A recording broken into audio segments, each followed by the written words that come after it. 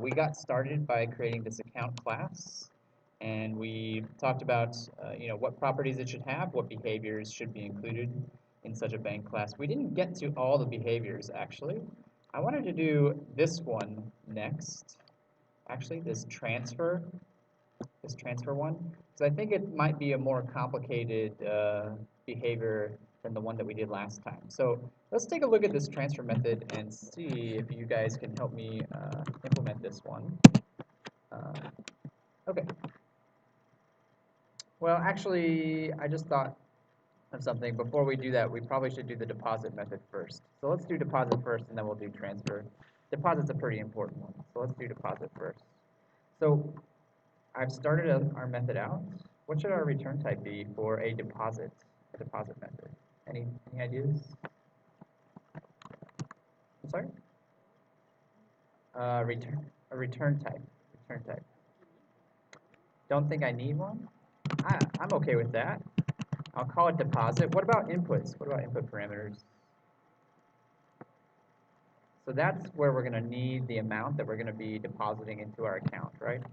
So since our balance is a float, I'll call this guy a float. This one should be pretty straightforward. Oh, it helps if I spell deposit correctly. This one should be pretty straightforward. I get the amounts coming in. And what do I want to do with that amount? I want to add that to my balance, right? So how do I access that balance again? As a review from last time. This dot balance, good. This dot balance. Oh, my computer. Okay, there it goes. I'll use plus equals because it's a little faster. Amount. Are there any kinds of weirdness or any other kinds of weird situations that we have to think about? If you remember for withdrawing, we wanted to make sure that we couldn't go below a certain point. Is there anything like that that we need to worry about for depositing? Yeah, what if I try to deposit a negative amount? In fact, we actually kind of have that problem here as well with withdrawing. So depositing a negative amount is really actually a withdrawal, right? It's actually called a withdrawal. So there's a couple ways we could approach this. It's clearly a bad situation. We don't want to be able to deposit negative amounts. I think the best solution for this is one that I want to take a look at with you next week, but I'll go ahead and mention it now. I'll leave a little comment here for us just as a little reminder for us to check up on some stuff later. I'm going to say check the amount. If it is negative,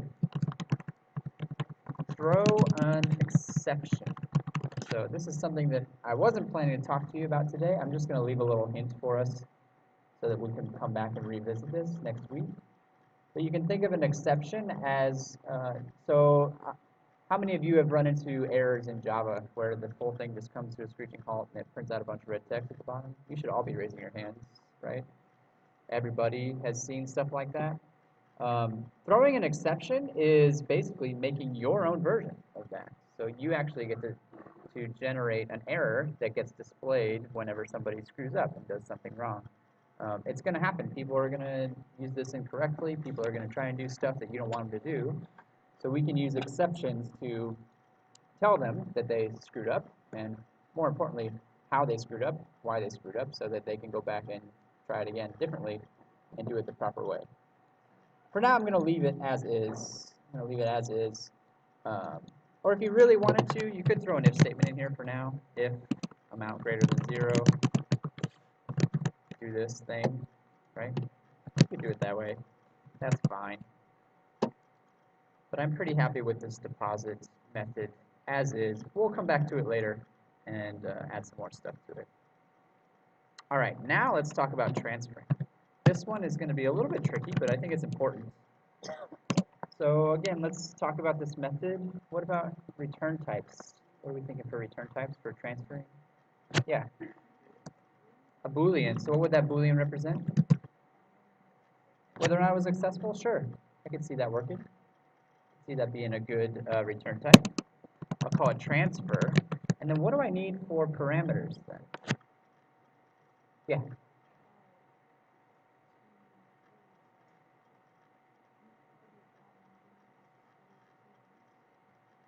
For account numbers, We could use account numbers, but unfortunately, so the problem with using an account number, at least right now, is that I have no way of looking up an account based on its account number, right? I have no way of looking that up, unfortunately. We might actually do that a little bit later today, but right now I have no way of looking something up based on its account number. So let's simplify this process a little bit and assume that I know exactly which account I want to transfer money to or from, right? So then what would that parameter look like? I can use another account object, right? I can use another account object. So the question is, what direction do I want this to go? Do I want to transfer? So this is one account, right? What's the second account involved in this transfer? What am I going to use for the second one?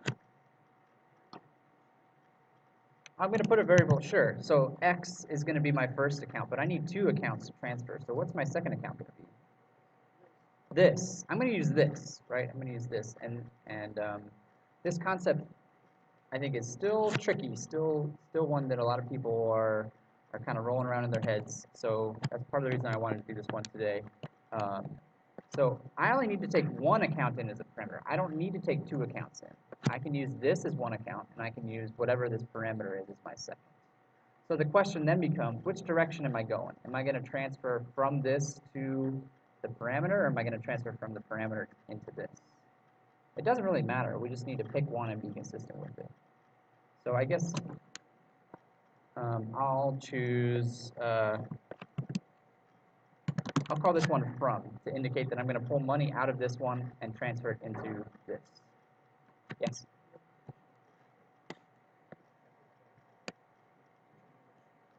You could. Yeah, so what would that look like if I wanted the method to be able to decide? How would I pull that off?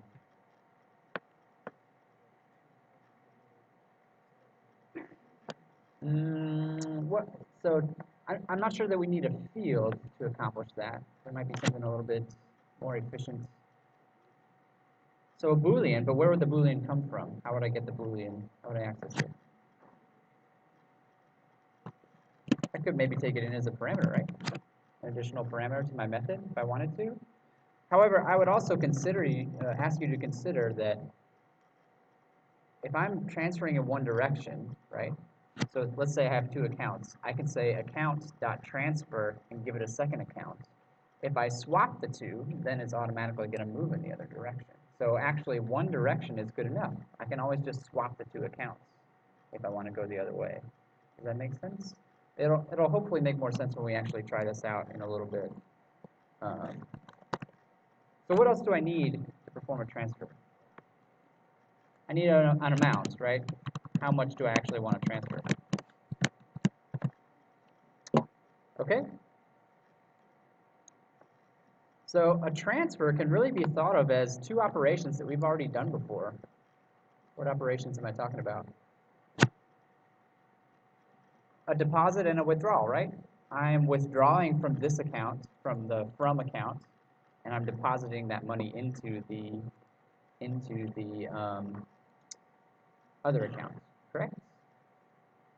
So then what we need to do, well, we should probably do which one should we do first, actually? We should probably do the withdrawal first to make sure that they actually have the money transfer over.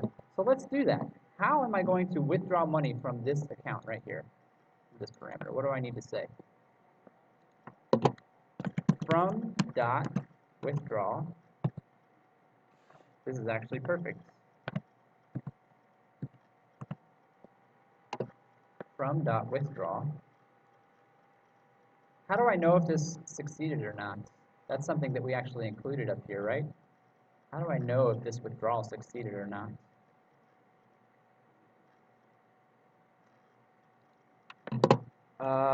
So like this? Is that what you're getting at? Perfect.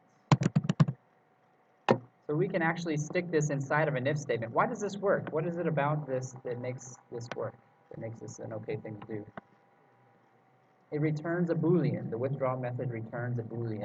If that's confusing to you, let's try this a second way that might make this a little bit easier to understand. I can say Boolean success equals from withdraw, right? And then I could say something like if success and do whatever it is that I want to do.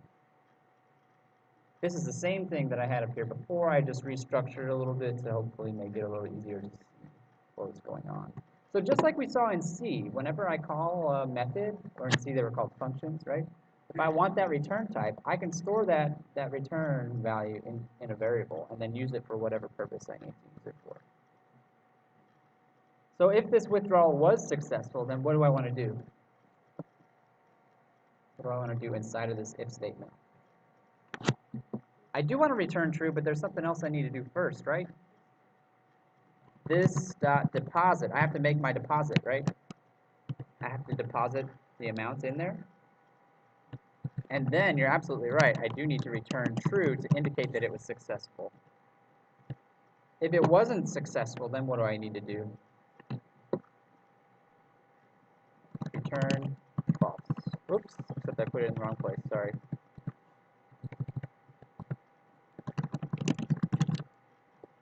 There we go. Pretty good. Notice that we have these methods, so withdrawal is checking things like the minimum balance, and that's, since we're using this withdrawal method, we get that functionality in our transfer function as well, right? It's very tempting, perhaps, to do something like this, where you're just going to, you know, say from.balance minus equals amount, right? It's very tempting to maybe do something like this. But if we do that, if we circumvent the method that we already wrote, then we don't get the additional features that that method provides us, checking for the minimum balance. So it's good to use an already existing method that does what we want instead of recreating that behavior over again. Did I see a question? Why don't I need an else statement? Yeah, that's a good question. Let me go back down here. Can somebody answer that for me? Why don't I need an else statement with this if here? Yeah.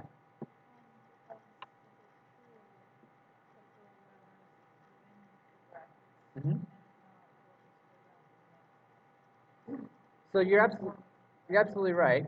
You know, if it's successful, it's going to do the stuff inside the brackets. But there's something important about what's in the brackets. This return statement. So what happens when I hit a return statement? It just ends. It just stops. So I don't have to worry about this going on and doing something else afterwards. It's just going to stop. Yeah. Now, if you really wanted to, there's nothing wrong with this. This will still work, right? I could put an else statement down here that does this, and that's functionally equivalent to what I had up here before. Exactly the same.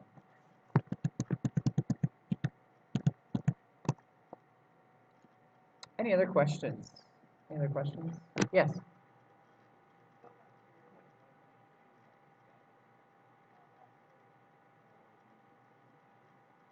When you should use get or when you should use this? All right. So yeah, that's a good question actually.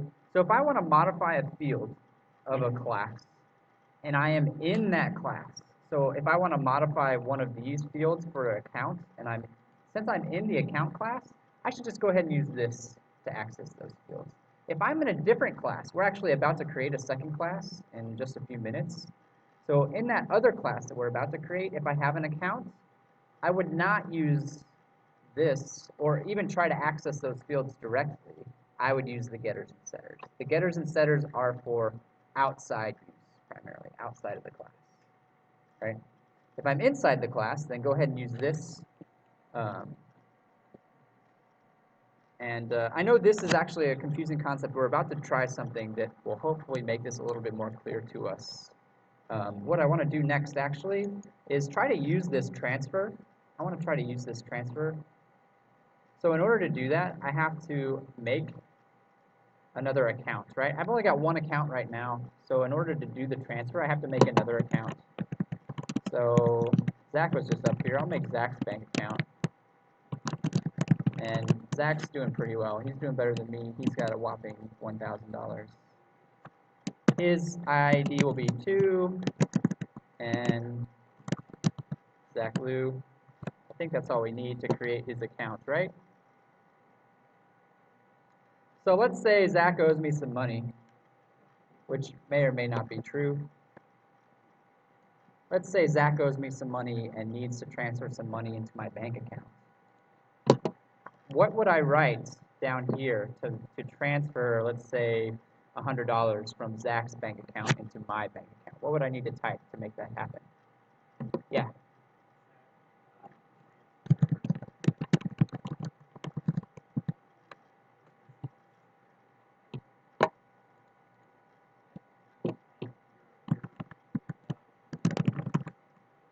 Okay.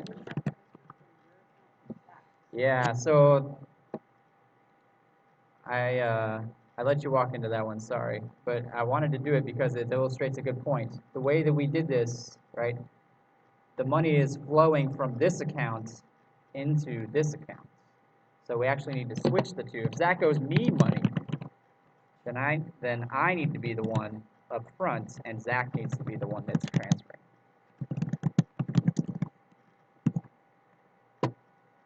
Okay? And actually, what I want to do, did I misspell something? Oh, I did. Sorry. Actually, what I want to do next is walk through this with the debugger.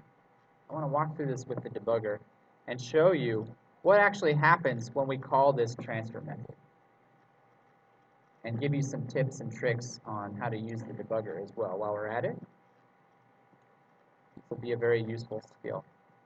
So I'm going to go ahead and set a breakpoint there on line 81. You can see I've got a breakpoint there. I'm going to go ahead and hit the debug button. Probably ask me if I want to change perspectives, which I do. Yes. And you can see here we are, we're on line 81, and I'm going to step into this. I'm going to step into this method call in just a second. So let me do that. Step into. And if you look up here, I apologize for the small text, but if you look up here at my variables in the top right, you see that there's something called this. Hopefully that's not surprising. There's something called from. That's my parameter, right? And then there's the amount you can see of $100. So which account do I expect to see under this? My account, right? How do I know that? How do I know that this is going to be my account? How do I know that that's the case? What do I see in the code that indicates that my account will be this? It's what's out in front of the dot, right? It's what's out in front of the dot. So when I call a method like this, when I say transfer money using Doug's account, whatever's in front of that dot is what becomes this. So you can think of it as a substitution, a direct substitution. And if you want me to prove it to you, I can actually expand this and go down and see the owner, and there's me right there, right? It says I'm the owner. That's my account. That's my stuff. If I go and I look at from, that's the parameter, and I see here's the parameter right here. So if I expand this account, I see, okay, this is Zach Liu's bank account, right?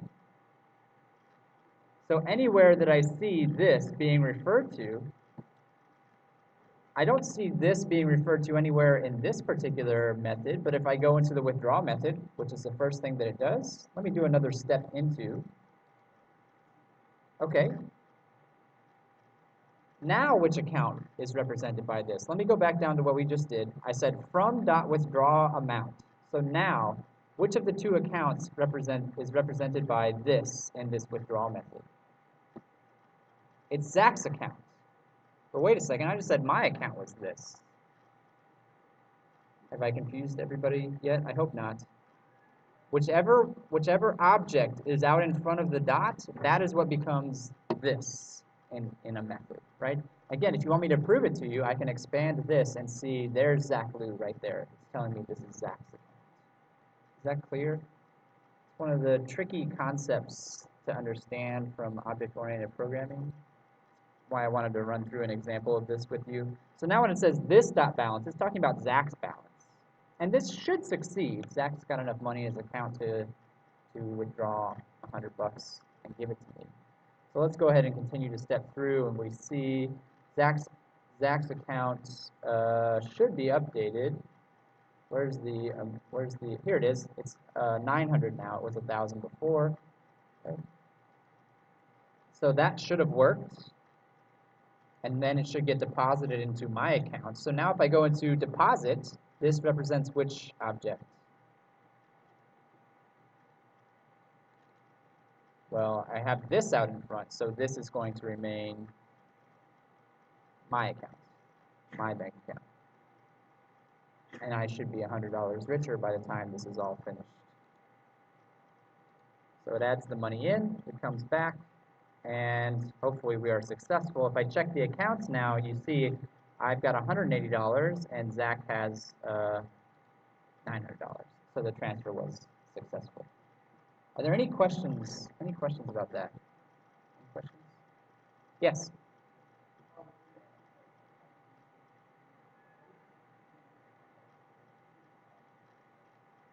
Yes, those are being, so the question was, where does ID 18 come from? Where does ID 21 come from? Those are being assigned by Java, yes.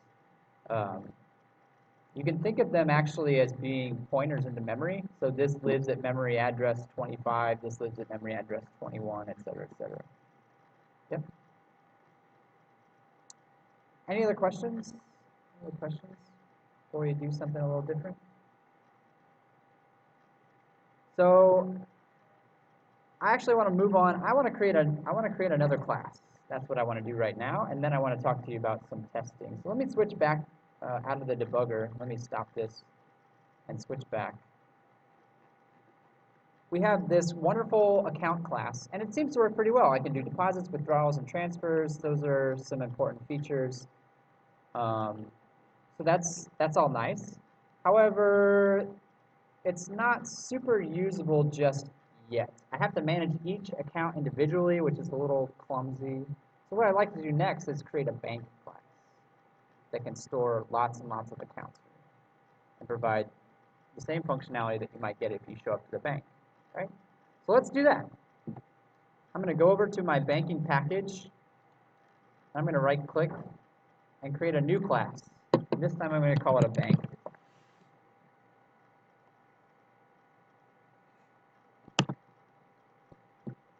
So here's my bank class, and we're going to go through the same design process that we went through with the account class. A bank has a, what does the bank have? Who can give me some has-as for a bank? I'm sorry? Routing number. So don't we have that for an account as well? I mean, I guess, and we even said this routing number is the same for every account that we created. So here's a question for you then. Does the account really have a routing number, or does the bank have a routing number? The bank has a routing number, right? So maybe this routing number was a little bit misplaced. That's a common thing that you're going to see that happens when you're designing objects, right? You're going to find, oh, I thought this thing went here, but actually it doesn't. So let's go ahead and include that on our list. A bank has a routing number. And maybe that means I have to remove the routing number from my account class. We'll do that in just a little bit. What else does a bank have? A name. What else? I'm sorry? It has accounts, right? That's sort of the whole point of a bank, is to manage accounts. So this is where things are going to get a little bit more complicated. How am I going to represent those accounts? Don't answer that just yet. We're going to answer that in a few minutes. Let's finish up this list of has-as first. Are there any other? Yeah. A vault. Okay. I'm not sure how we will code that, but yes, definitely qualifies. Amount of money. Sure.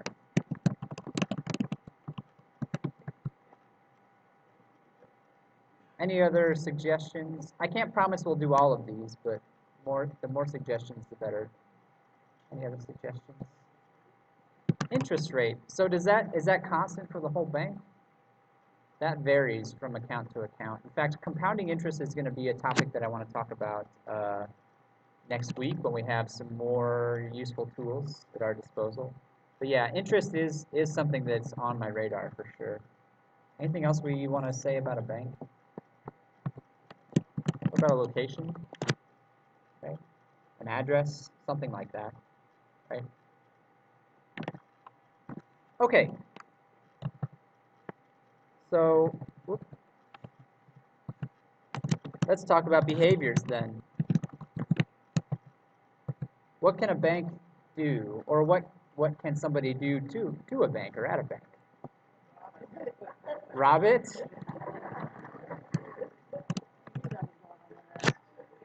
We can do that. That's fine. We can do that. So I can deposit, right? I can deposit at a bank. I can also withdraw at a bank. Now you might be thinking, well, wait a second, we already did those for accounts, correct? Right? And that's not wrong. We did do that for accounts. However, the bank manages that process, so I think it's also useful for a bank to be able to have those behaviors accessible. Before I can deposit or withdraw, there's actually something else I need to do first. I need to create an account, right?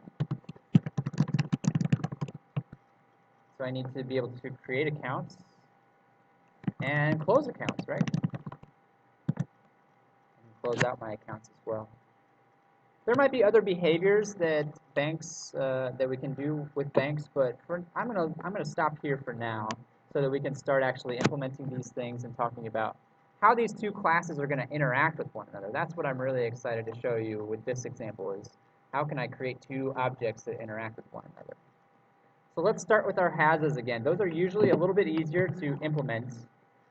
So for routing number, let's get that one out of the way first. We decided that routing number should actually be on the bank level and not the account level. So let's just go to what we did in the account and kind of borrow it. We decided that it was going to be an integer, so I'm just going to go ahead and borrow that and stick it up here, right? And then I'll go and remove this from the constructor and just remove it from the account entirely, right? I don't need it. It's not necessary for anything that I need within the account. I'm going to do that on the bank now, on the bank level. What type should the name be? String. I'm going to skip vault. I'm actually going to skip amount of money as well. I'm going to skip that. We could do location. What should the location be? Probably a string. And then this one might be the trickiest one of the bunch. How am I going to represent not just one account, but a whole collection of accounts? Yeah. An array, or actually we could use an array. We could absolutely use an array, but I'm going to steer us in a slightly different direction and use an array list. I talked about this in one of my videos, so I wanted to make sure to go through an example of these today. This is going to be very helpful for you for the P set as well, if you haven't started on the P set yet. So an array list, if an array and a linked list go to a bar and they meet each other and have a baby, this is what we get, right? An array list. It's the best of both worlds, right? Lists have some nice features about them. Arrays have some nice features about them. This is a hybrid. This is both. So with an array list, the nice thing about Java is that if you recall from P-set, I think it was 5, the spell checker. I know not everybody did that P-set, but if you did do that P-set, remember that you had to implement something called, what was that called? A trie or a hash table, right? You actually had to create that. Well, in Java, they already have a hash table for you. You can just use it. You just have to import it and use it. You don't have to create your own hash table. It's already there. It already exists, right? I don't know if they have a trie. They might have a trie. But they have other data structures as well. Linked lists, arrays, of course. Those are already built for you. Same thing is true for array lists. It's already built for me. They have a structure called an array list. It's an object that I can use. I just have to import it.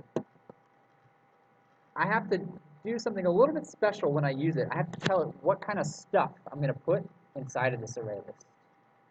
And the syntax is a little bit different than what we saw for arrays. I'm going to use angle brackets. That's what those are called. And then whatever I want to store in this array list will go inside of those brackets. So what am I storing in this array list? I'm storing accounts.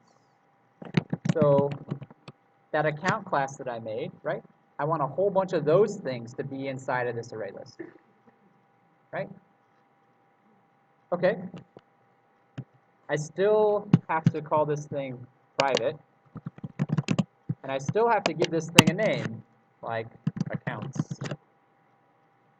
And we've successfully created our field for this collection of accounts that I want. You see it's a little bit mad at me. It says it doesn't know what an array list is. If I hover the mouse over it, it gives me some suggestions of what to do. And the very first one says import array list. That's the Java library implementation of array list. That's what I want to use. So when I click that, you see that it just goes ahead and puts that import in there for me. Oh man, this is so nice, right? The other IDE won't do that stuff for you. So, very luxurious. Yeah, I'm not going to do vaults. We will talk about amount of money, but I'm not going to represent that as a field, actually. We'll talk about that a little bit later. So we're done. I think we're done with our fields. Are there any questions about the array list and how I put it in there? I know I haven't talked about how to use it yet. That's coming. Yeah. Of course. For the import statement, is that what you're looking at?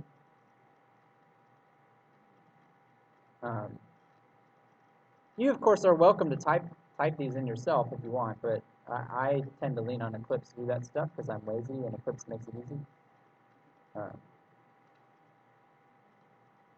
Yeah, exactly. It's efficient. I like that. Okay, so next I want to start tackling behaviors. However, just like we did with the account, there's a very important behavior that I want to tackle first. What am I talking about?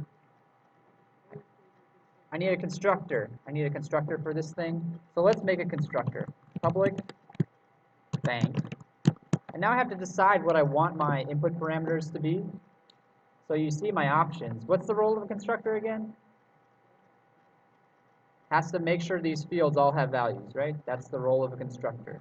All of these fields have to have values. So some of them will come from parameters. Some of them might be hard-coded in there. Let's decide which is which. So here for routing number, hard code. What does it mean if I hard code in one of those things? That means every single bank that I create is going to have that value, right? That's not what we want. So that's going to be a parameter. Name will also probably be a parameter. Location also will probably be a parameter. What about our list? What about our array list of accounts? When I first create a bank, when a brand new baby bank comes into existence, how many accounts are in there? None. Zero. Nothing. So maybe I could just create an empty list, right? I could just create an empty list. So let's do that. An array list is an object. So if I want to create a new array list, what do I have to do? How do I create new objects in Java? I use the, rhymes with good luck, sir. Not really, it doesn't really rhyme with that. The constructor, I have to call the constructor. Oh man, my horrible jokes are going to be on YouTube for the whole world to see. I have to call the constructor, just like I call the constructor for any other Java object. So accounts is going to equal a new array list. I have to put the brackets and all in there, right?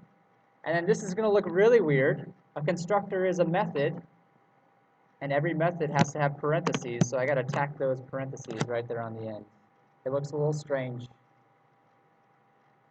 but that's how we call the constructor for this particular object.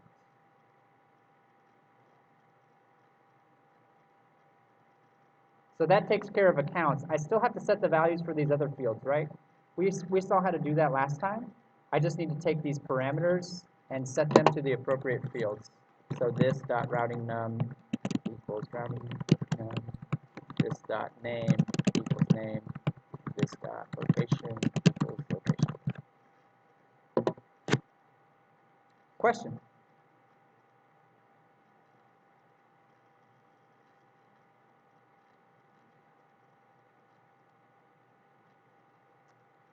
Correct, yeah. Let me see if I can. Thank you. You see that I actually didn't have to say this in front, but I think it's good practice to stick this out in front of it. Just so we're clear what I'm doing there. Thank you for pointing that out. Any other questions before we start doing some of these other behaviors? Okay. So of these behaviors, I think one of these makes the most sense to start with first. Anybody have any suggestions? Probably creating accounts. I can't really do much else with accounts until I create them. So I think it would be useful to create accounts first. So let's create a method that's going to create accounts for us. What should the return type for such a method be? Void or Boolean. You can make a case for either. Create account. And now we have to think about parameters for this method. What do I need in order to create a bank account? Where would I look to find that information? I would go back to my account class and see what I need, right? So I need a balance, I need a number, and I need an owner. Now, some of these things are going to have to come from whoever's opening the account, right? The balance, that's whoever's opening the account has to tell me how much money they're going to put in this thing. The owner has to tell me what their name is, right, when they sign up for an account. But the bank is responsible for the account number itself, correct? The bank is the one that gives you that information. So I don't think I need to require all of these things. I think I can just require the balance and the owner, and then somehow decide on a way to generate account numbers, right? Just decide on a way to generate account numbers. So let's go back to my bank class. The two parameters that I think we need here are the balance and the name. And now it's my responsibility as a bank to determine what the account number should be.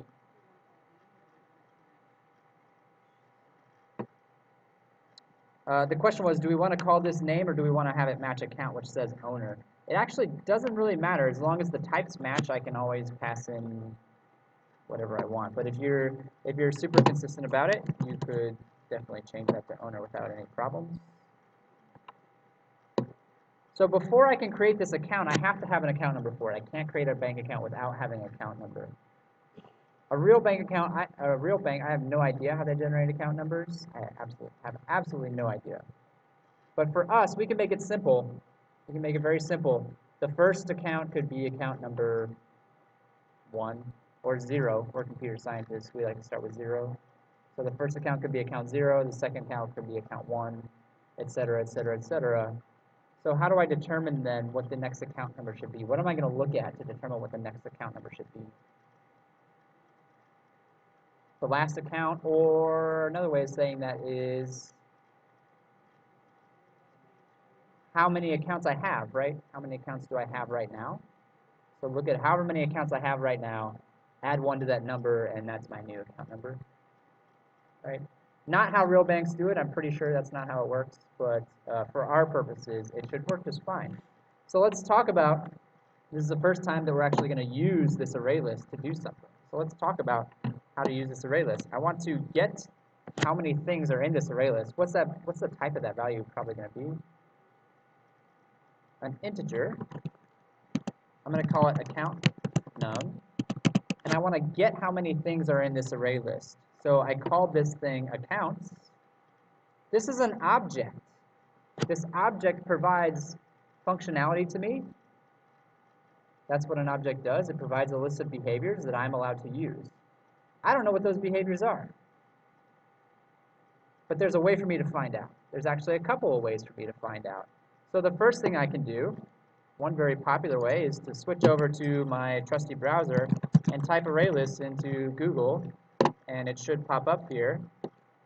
And I can see here is a list of all the different things. Let me zoom in on this. All the different things that I can do with an array list right here. You see all the different behaviors as well as the return values. So somewhere on this list is probably the thing that I want. Hey, there it is right there. That's the one that I want. This is a very, very common thing for a programmer to do. I don't know what the behaviors are of every object I want. I need to go look it up. So one thing I would like to encourage, especially as we get closer and closer to the end, is self-sufficiency. If you don't know something, know where to find it. The Java documentation is very, very good.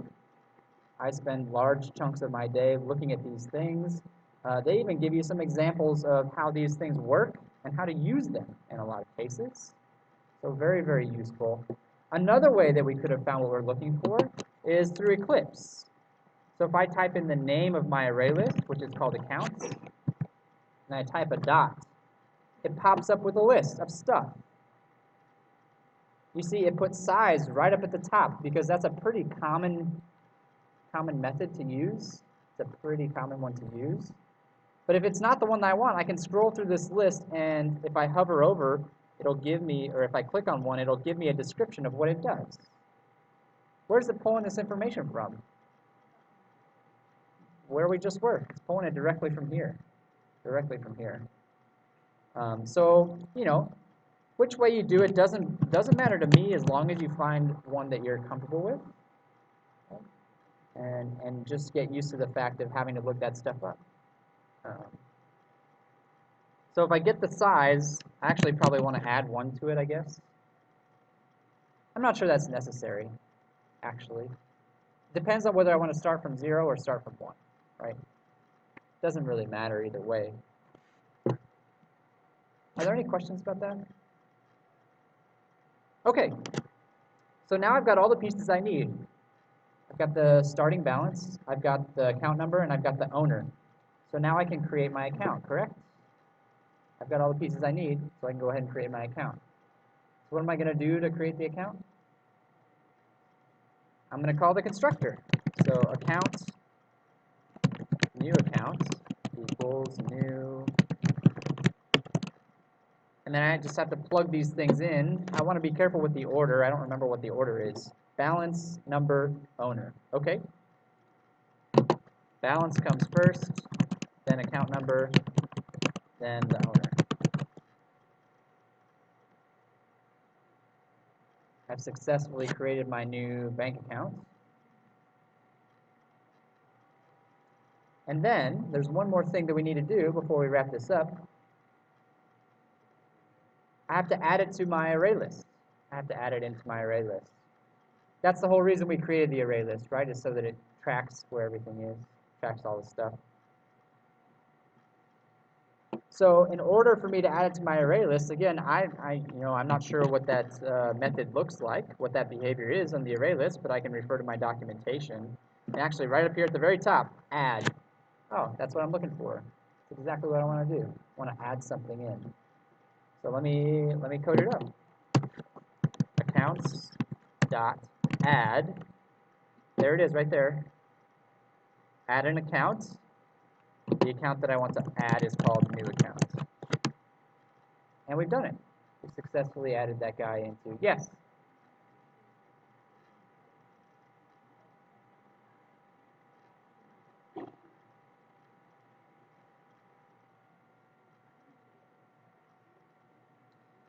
Well, check your constructor. Mine has 3 things, right? Balance, number, and owner. So check your account constructor and make sure it's got those 3 things. Yours might be in a different order, or you might have 2 things instead of 3. It depends on how you coded up the constructor for your account. And then make sure that when you call the account over here, that you give it 3 things in the same order that appear, right?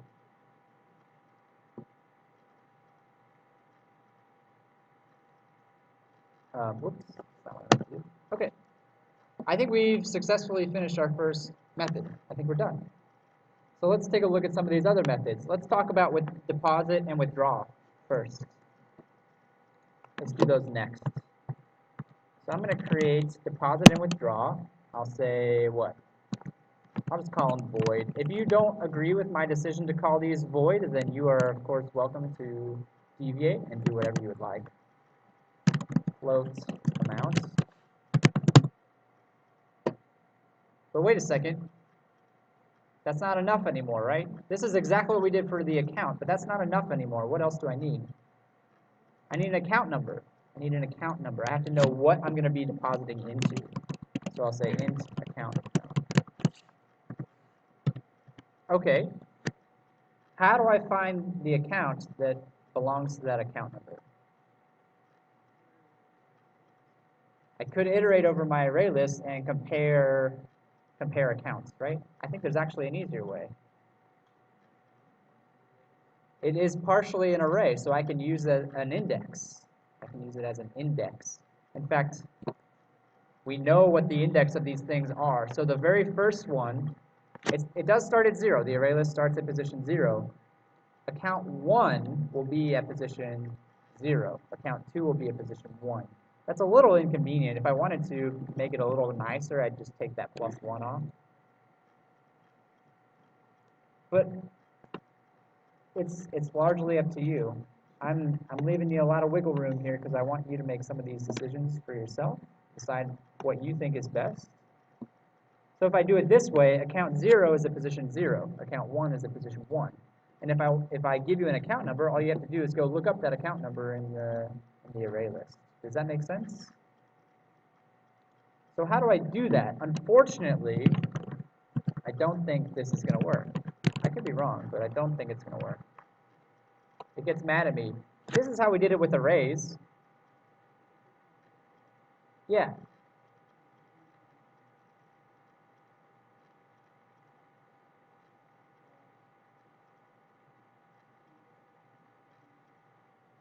Yeah.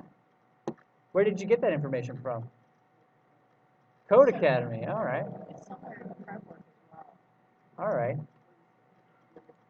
You could have also gone and looked it up here, right? There's the same method. This is what I thought you were going to say. You pulled a fast one on me. That's good, though. That's good. So I can look it up. Returns the element at the specified position in this list. Boom. That's exactly what I want, right? Get, and then I supply the index. So let's do that. I say accounts.get, and the index in this case is an account number. But wait a second, I'm not done. I want to deposit something into the account that lives here. So how do I stash this somewhere? How do I stash this into a? I put it into a variable, so I can say account A equals that. That'll go to the array list, find the account that I asked for, and put it in a variable called A question. Ah, so the question was, could I just deposit directly all in one shot? Look at what happens when I type the dot. There's my deposit method right there. The answer is yes. The answer is yes, absolutely. I could actually do this entire method in a single line of code if I wanted to. I think it's good to break it up, personally, just to make it a little bit easier to understand. So that's what I'm gonna stick with. But yes, you absolutely could do it that way. Think about why that's true. This returns an account. So as soon as it returns an account, I can directly use that account. Yes.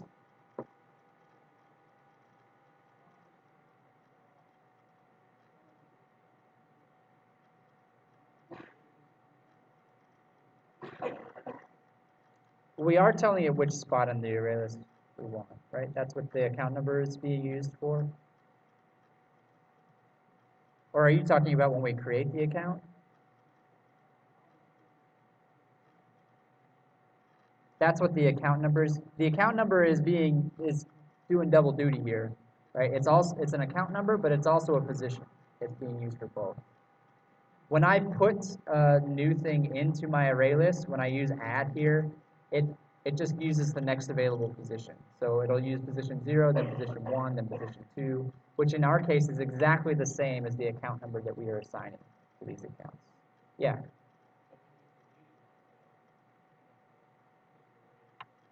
Yeah, so the question is, what happens when I delete accounts? That's a good question. That's going to make things a little bit tricky for us. So we might have to revisit our design in that particular case. Yeah.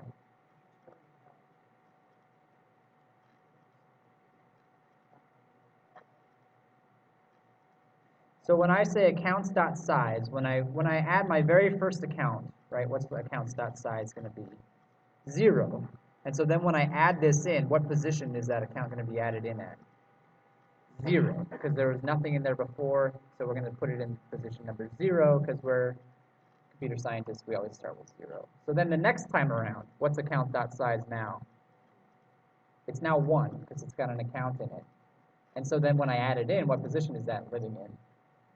Position 1, et cetera, et cetera, et cetera. But as was just brought up, if I start deleting accounts, then I run into big problems. because it's going to mess everything up. It's going to shift. It's going to start shifting things over, and then they won't match up anymore, right? So in that case, I would have to do the earlier suggestion, which is go through every account and compare the account numbers until I find the one that I want. But that should be doable. What would I use to do that? I just use a loop. Just use a for loop or a while loop. Yeah.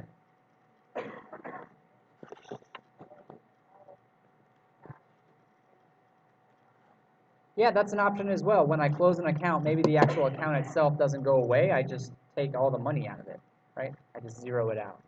Maybe that's what I do instead. Or an alternative operation, an alternative way that I could do this is if I go to accounts, the account class, maybe I want to add another field that indicates whether this account is active or not. What type would such a field have, perhaps? A Boolean.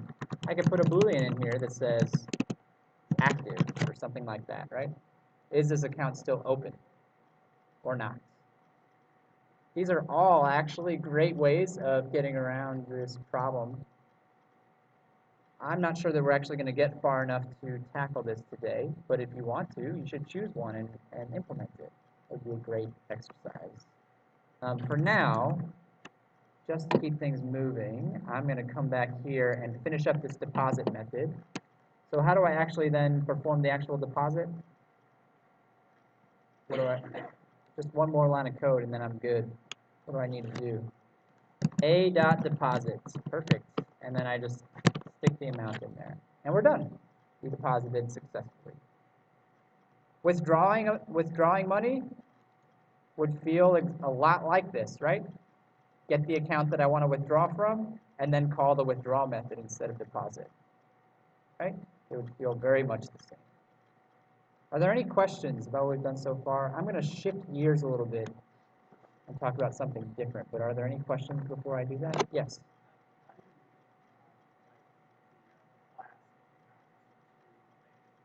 Okay, so the question was, how do we link these two accounts together? How does it even know that the other things exist? In this case, you'll notice that I put both classes in the same package. So if they're underneath the same folder, they're in the exact same folder, I don't have to do anything. They can always see anything that's in the same folder as me. If it's somewhere else, if it's off in a different directory, then I have to use an import statement. And then I have to specify the path to get to it.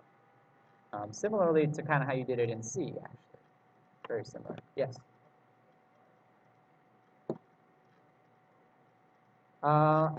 So in this case, if I wanted to import my robot, I would say import robot dot, and then as soon as I type that dot, it gives me the options. So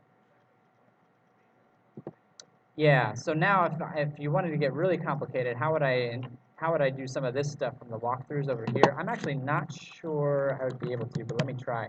Import walkthrough dot, yeah, I was afraid of that. Encapsulation. Yeah, it's not going to find it. It's not going to find it. However, I would argue that's a good thing, and that's just going to encourage you to keep your stuff organized. If I have a program, I want to keep all the pieces of that program in one place, within reason, right? I don't want two separate programs to interact with each other, so I'm going to keep them distinctly separate. So be careful how you create these packages in your folder structure in Java. It does matter. Any other questions before I got a little less than half hour left. Any other questions before I do a few things to wrap up today? So what I really want to spend the rest of the time talking about is testing. So in our account class, we actually didn't do this for the bank class, but in our account class, I have a main method down here that just creates some instances of objects and tests them out, which is fine. There's nothing wrong with that. I would say you could even continue to do this. There's no reason to stop doing this, right? But there's a better way. There's a better way called unit testing. So I want to spend the rest of the time today talking about unit testing and creating some unit tests. So unit tests, can somebody, this is kind of a review, can somebody describe what a unit test is or why they're important? Yeah.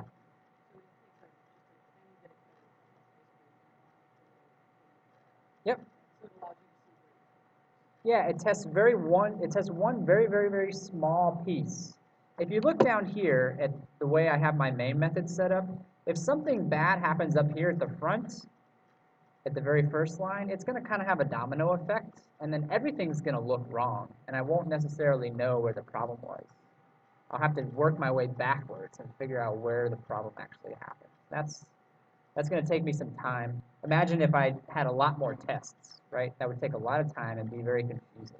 So the whole goal of a unit test is to do a very narrow, focused test on one very specific part of my code.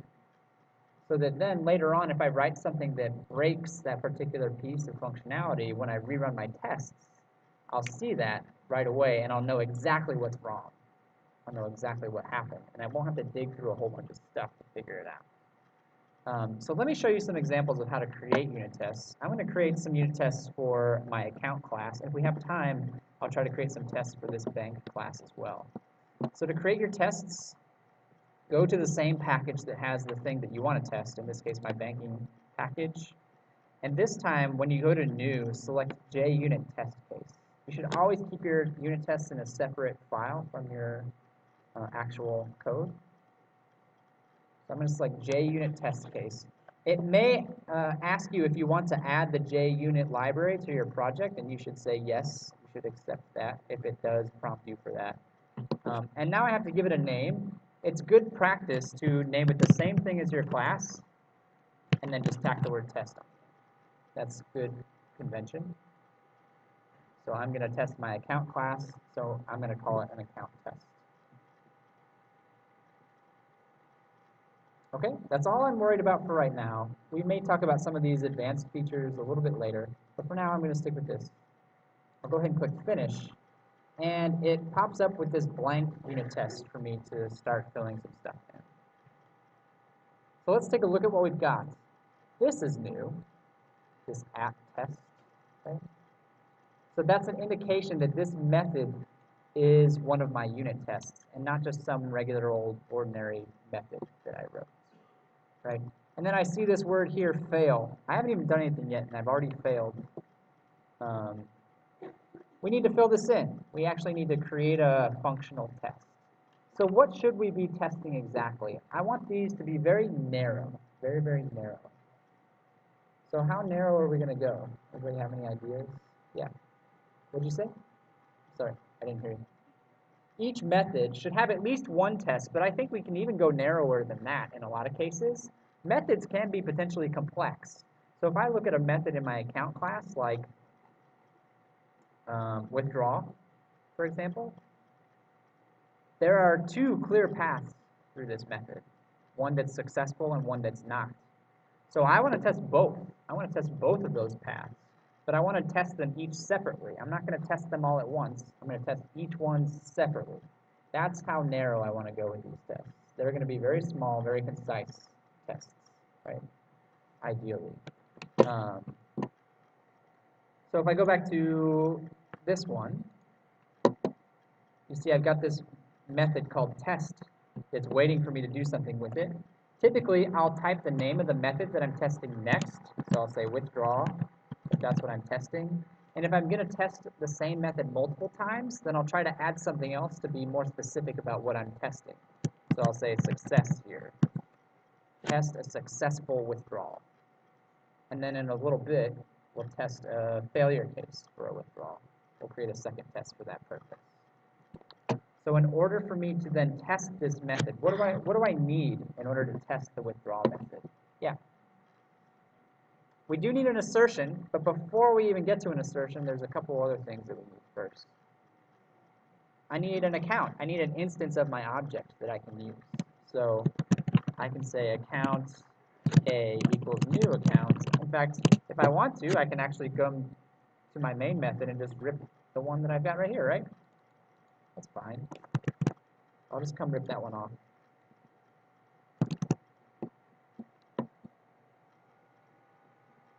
So now I have my account, and I want to test a successful withdrawal. That means I can't withdraw below my minimum balance. So what's the maximum amount that I could withdraw in this particular case? My minimum balance is set as 50. My account was created with 100, so I can withdraw $50 at most, right? So if I want it to be a successful withdrawal, I can withdraw $50 at most. Okay? So I'll withdraw less than that. Maybe I'll withdraw $25. So I'll call my method.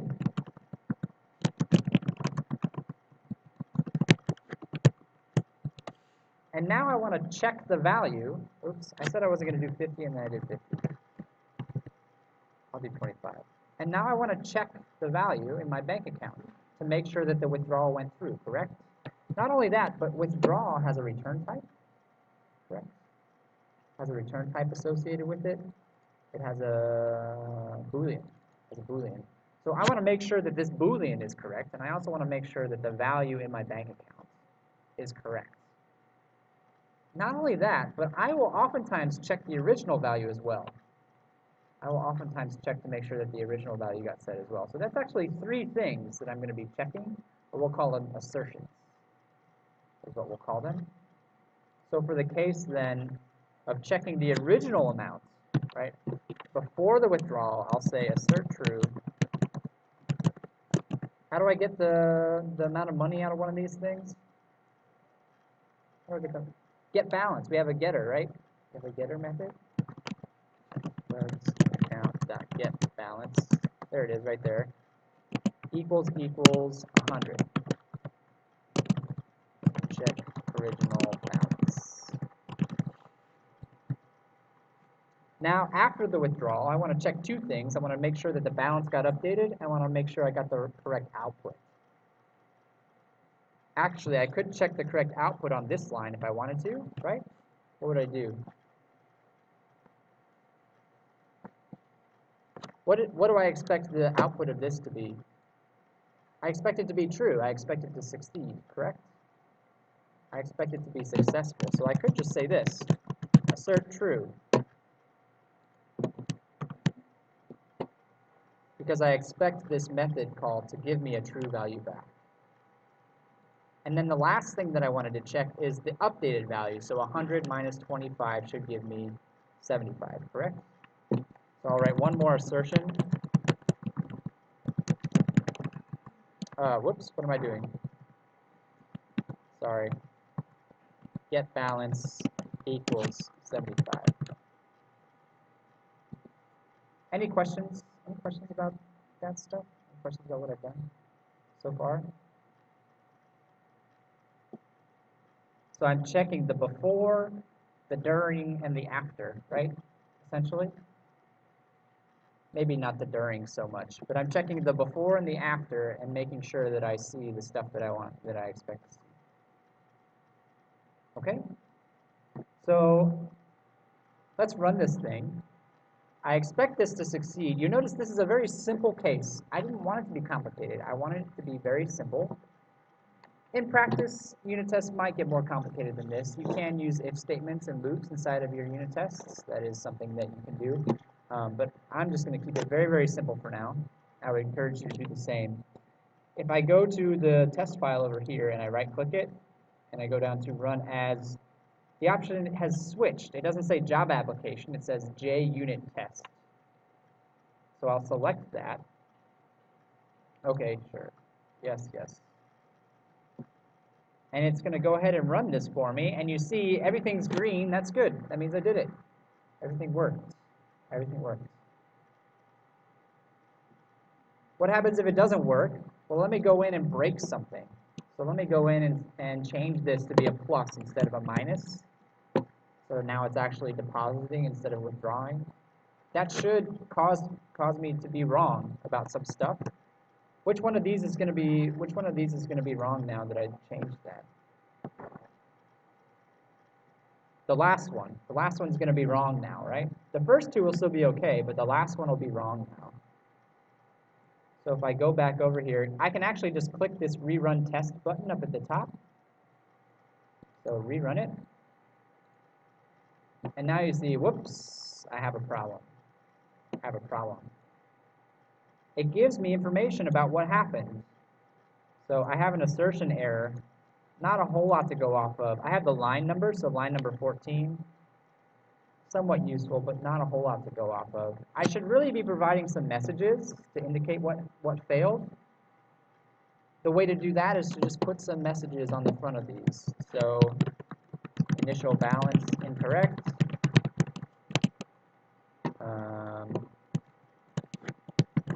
Successful withdraw does not return true. And finally, successful withdraw does not properly update balance. Notice these are the messages that I'm going to see when things go wrong, right? If things go right, I got nothing to worry about. When things go wrong, I want to give some information about the tests that I created so that I know what it is that went wrong. So when I put these on the front, when I put these error messages on front of my assertions and I rerun my tests, look at what happens this time when it fails. It says successful withdrawal does not properly update balance. That's useful information, right? That's really useful information. That's something that I can use to go figure out where the problem is. Are there any questions? Are there any questions about what we've done so far? So we still have about 15 minutes left. Here's what I want to do next. I want to take a few minutes, the next 5 minutes or so. I want you to create one of these for another unit test for something else in our account class. Maybe you want to test withdrawal failure. Or maybe you want to test the deposit method, or one of the other methods that we wrote. I don't care which one it is. Pick one, pick a test, create a new test, and try it out. Yeah?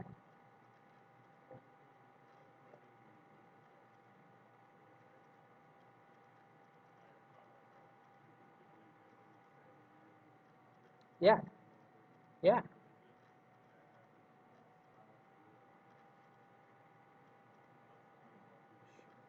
Sure. Yeah, so the question was, when creating these tests, you might find yourself creating the same thing over and over and over again, which is true, right? That's certainly true. The unit test framework actually provides a solution to this problem. I don't remember what it's called, though, so I have to look it up real quick. Hang on, let me just look it up. JUnit test case.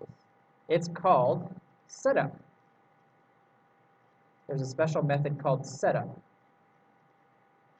So if I include a method that's called setup, actually, let me try this out real quick. Oops, no. Test.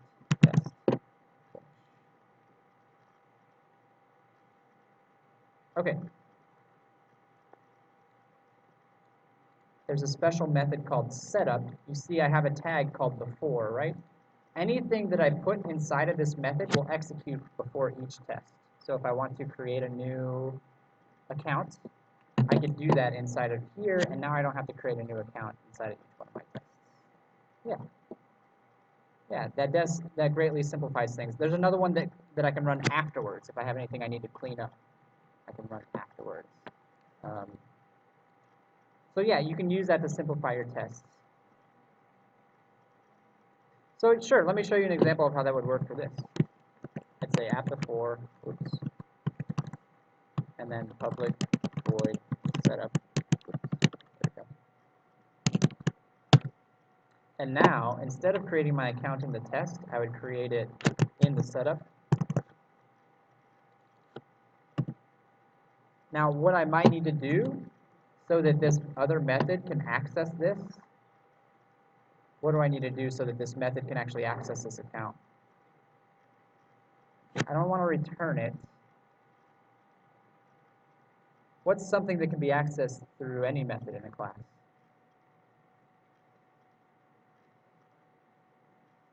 A field, right? So I can create a field like this. So now this should be creating, oops, there we go. That's probably a better way to do it. Why are you unhappy with me? What did I do wrong there? Hang on. Oh, that's right. So I need I need an import. I need an import. That's what I did wrong. Put that guy on there. All right. Now we're cooking. Now it's happy. And now I don't have to keep declaring this account every single time. I did not intend to go into this today. If I totally just confused the heck out of you, don't worry. Keep creating tests the way that you want to create them. That's much better than no tests at all. Much, much better. For those of you who want to make your tests a little bit cleaner, a bit more efficient, this setup method is a great way of doing so. And just to prove that it actually does what I want, I should probably run this once. So my test still fails, but that's because I didn't fix it yet. Right? The setup piece worked. It failed in the way that I expect. Let me switch this back before I forget to do that. I, of course, will post all this code like I always do, well, after class, so that you can take a look at it if you want to.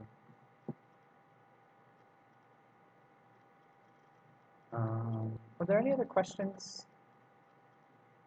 I was going to have you write some more tests. That's actually what you're going to be doing for the studio today anyway, is writing tests for the studio that you did last time. So if you didn't finish the studio that was from last time, you should definitely do that first, and then write some unit tests for your studio. Since we are almost out of time, I have one other very, very important thing that I want to show you before we wrap up today, which is documentation. If you ask any programmer, they'll tell you they hate writing documentation. Well, too bad. That's part of your job as a programmer, is to document how things work, so that if somebody else needs to use your code in the future, which is going to happen, they'll know what the heck it's doing, they'll know what it's supposed to do, what it needs in order to function.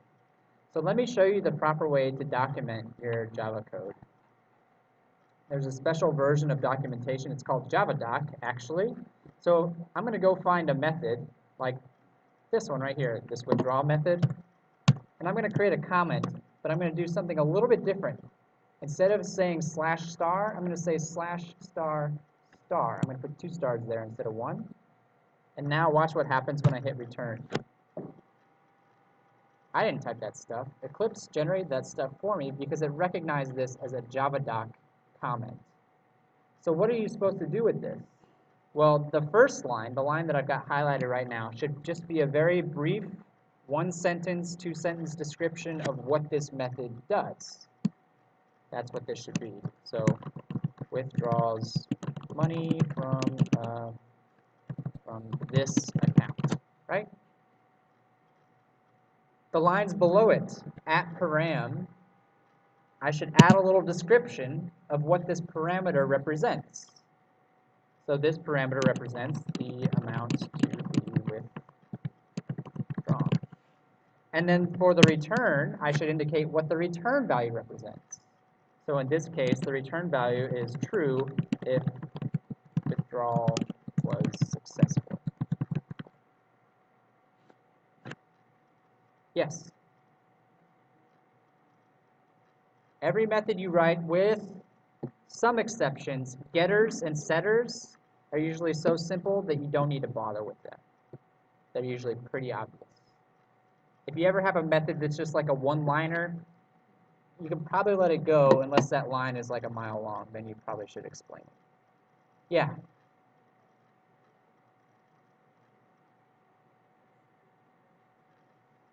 Yes, that's actually a great question. You do not need to do unit tests for getters and setters. In fact, you'll notice that I used my getters and setters within the unit tests. Right? I used getBalance inside of the unit test as a way to access the values. So those are usually not going to be tested. It's not worth the time to do so. One more thing about documentation. So you should do this for every non-trivial method that's not a getter or setter. You should also do this for the class itself. Oops, that's the constructor. You should do it for the constructor if anything weird's going on, but you should also do it with the class, for the class as well. So up here at the top, it even sticks my name in as an author. Give a description of what this class is for. This could be potentially lengthier. These can get kind of long depending on what all the class is doing.